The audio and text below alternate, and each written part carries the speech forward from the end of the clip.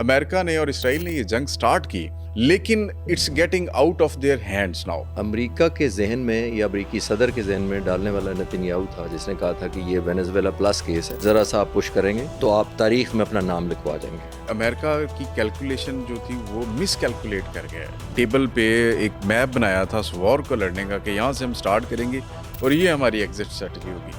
وہ ٹوٹلی جو ہے نا امریکہ ایران کے جواب نے ریورس کر کے رکھ دیا. ان کو موسٹ ڈینجرس کیٹر کرنا چاہیے تھا کہ ایران کے پاس کون سے ویپن ہیں, کون سے میزائل لیے. ایران کو جو کچھ چائنا نے میری نالج کے مطابق اور روس نے پچھلے 7 مہینوں میں خاص طور پر دیا ہے اس کانفلکٹ کے بعد, وہ بہت امپورٹنٹ ہے. چین نے بھی کانفیڈینشیل رکھا ہے اور ایران نے بھی اس طرح انفولڈ نہیں کیا. تو امریکہ کے لیے بہت بڑا سرپرائز یہ رہا ہے کہ وہ ریڈ نہیں کر پائے ایران. کیسے ممکن ہے کہ ایک سپر پاور ہے اور ایک میں کہتا ہوں کہ دنیا کا ایسا برین ہے جس کے پاس سب سے کمال کا انتشار بھی ہے اور وہ اس اسٹرینتھ کو ویپن کے طور پہ یوز کرتا ہے اسرائیل, اس کے باوجود ایران نے اس کو کاؤنٹر کیا ہوا ہے. بیسک جنگ لڑنے کے لیے آپ کو 2 انگریڈینٹ چاہیے ہوتی ہے. نمبر 1 آپ کو چاہیے ہوتی ہے اپنی کیپیبلٹی, اچھا صلاحیت, میزائل, تعداد, جیمرز, فلان.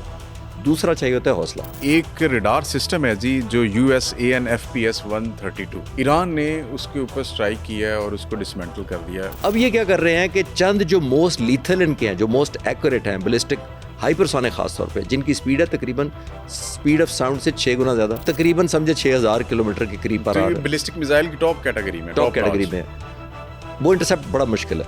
جو متھ, جو زوم, دنیا کی نظر میں آج جو خوف امریکہ اور اسرائیل کا 1 ہفتے پہلے تھا, یہ جنگ کے بعد نہیں رہے گا.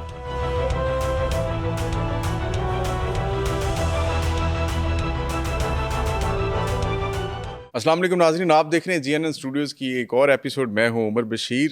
آج میرے ساتھ اس وقت اسٹوڈیو میں موجود ہیں ایئر کوموڈور ریٹائرڈ خالد چشتی صاحب.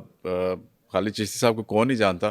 جب پاکستان اور انڈیا کی جنگ ہوئی تھی تو پہلی دفعہ ہم نے دیکھا کہ پاکستان میں کسی ایسے آرمی آفیسر نے, ایئر فورس آفیسر نے اس جنگ کے ڈائنامکس کو اس طرح اوپن کر کے کھول کے سب کے سامنے رکھا کہ ہر شخص کو پتہ چل گیا کہ اس جنگ میں پاکستان کی برتری کیسے ہوئی اور انڈیا کو شکست کیسے ہوئی.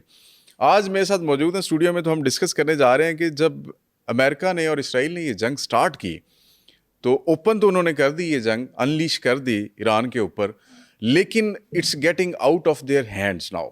اور کبھی خبر آتی کہ امریکہ کو $2 بلین کا نقصان ہو چکا ہوا اس جنگ میں, اور کبھی خبر آتی کہ اسرائیل ایران کے اٹیک کو روکنے میں ناکام ہو چکا ہوا, اور کبھی پتہ چلتا ہے کہ جی وہ دنیا کے مختلف ممالک سے مدد مانگ رہے ہیں. But the basic question stands here کہ اس وار کے آبجیکٹیو کیا تھے امریکہ کی جانب سے کہ وہ اس جنگ میں کیوں کودا. السلام علیکم سر. بہت شکریہ عمر صاحب, آپ نے انوائٹ کیا اور اتنے اچھے الفاظ سے اوپننگ کی ہے میرے لیے. سر ہمیں آپ سے بڑا پیار بھی ہے اور آپ سے آج کل جرنلسٹ سیکھ بھی رہے ہیں, کیونکہ محض سنی سنائی باتوں پہ آج کل گفتگو نہیں ہو رہی بلکہ فیکٹس کے ساتھ, اور جس طرح آپ نے چیزیں بتائیں قوم کو اور سمجھایا کہ جنگ کیا ہوتی ہے اور ایئر وارفیئر کیا ہوتا ہے, تو ماشاءاللہ بڑی اچھی بات ہے سر. الحمدللہ. پوائنٹ از کہ ڈونلڈ ٹرمپ اب کہہ رہے ہیں کہ جی ہماری انوینٹری جو اس ایریا میں ختم ہو رہی ہے, مطلب اسٹاک جو ہے وہ کم ہوتا جا رہا ہے, اور $2 بلین کے نقصان کی رپورٹ بھی آ چکی ہے سر. تو پھر یہ جنگ سٹارٹ کیوں کی تھی امریکہ نے؟ بنیادی طور پر میرا ماننا تو یہ ہے کہ جنگ کا مائنڈ سیٹ تو بنا چکے تھے. اچھا, ایک ہی ملک ہے جو امریکہ کے بعد اس جنگ کے حق میں, وہ اسرائیل. ٹھیک ہے. امریکہ کے ذہن میں یا امریکی صدر کے ذہن میں ڈالنے والا نتنیاہو تھا جس نے کہا تھا کہ یہ وینزویلا پلس کیس ہے. اچھا, ذرا سا آپ پش کریں گے تو آپ تاریخ میں اپنا نام لکھوا جائیں گے. اچھا, میں اس کو LCL کہتا ہوں. LCL stands for low cost legacy. اچھا, نائس ٹرمز ہے, low cost legacy. Low cost legacy ان کو بتایا گیا تھا کہ جتنی سستی آپ کو لیگیسی وینزویلا کی پڑی ہے کہ آپ صدر کو اٹھا کے لے, پہلی دفعہ تاریخ میں کبھی امریکہ نے کبھی نہیں کیا, تو تھوڑا سا اور کریں تو یہ بھی لو کاسٹ لیگیسی ایک اور چھوڑ جائیں گے. اچھا, that was big blunder sir. Big blunder.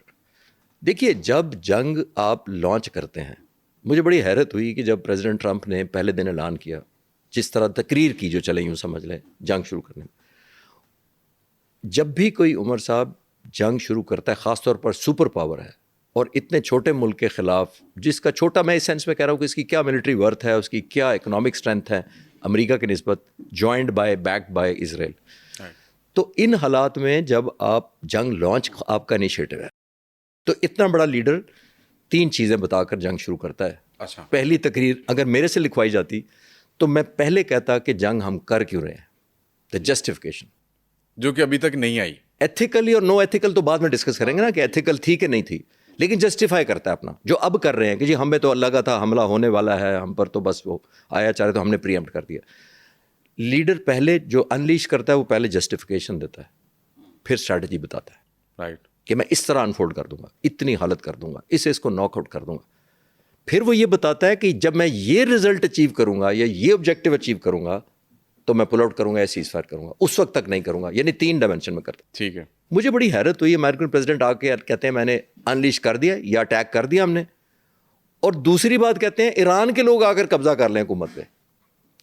مطلب میرے لیے اسٹرینج بات تھی کہ آپ اپنی ایکویشن جو آپ نے جنگ لڑنی ہوتی ہے آپ اپنا سارا کچھ کرتے ہیں، اپنے فارمولے اپنی ریسیپی پہ ڈپینڈ کرتے ہیں.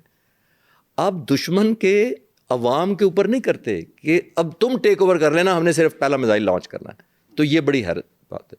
ایک اور آخری بات اس سوال کے جواب میں ایڈ کرتے چلوں، امریکن پریزیڈنٹ جنگ سے پہلے اوپنلی انہوں نے کہا کہ میرے ذہن میں 3 نام ہیں جنہوں نے آیت اللہ خامنائی کو ریپلیس کرنا ہے. ٹھیک ہے. اور شاید 4 یا 5 گھنٹے بعد ایک چینل کو ABC کو انٹرویو دے رہے ہیں اور کہتے ہیں کہ وہ جو حملہ ہم نے کیا اس میں سے جو 3 تھے اس میں سے 2 ہم نے مار دیے خود. مطلب یہ ہو کیا رہا ہے؟ یعنی اتنی لیک آف ڈیسائسونیس ہے، آپ کو کلیئرٹی نہیں ہے، یا آپ کی کولیٹرل ڈیمیج آپ نے کر کے اپنے لیڈروں کو جو سو کالڈ آپ کے ذہنوں میں تو ان کو مار دیا. تو مجھے تو ابھی تک اینڈ گین ہی نہیں پتا کہ امریکن پریزیڈنٹ کہہ رہے ہیں. اب وہ گول شفٹنگ یا پول شفٹنگ جس کو کہتے ہیں وہ روزانہ کی بنیاد پر آپ دیکھ ہی رہے ہیں.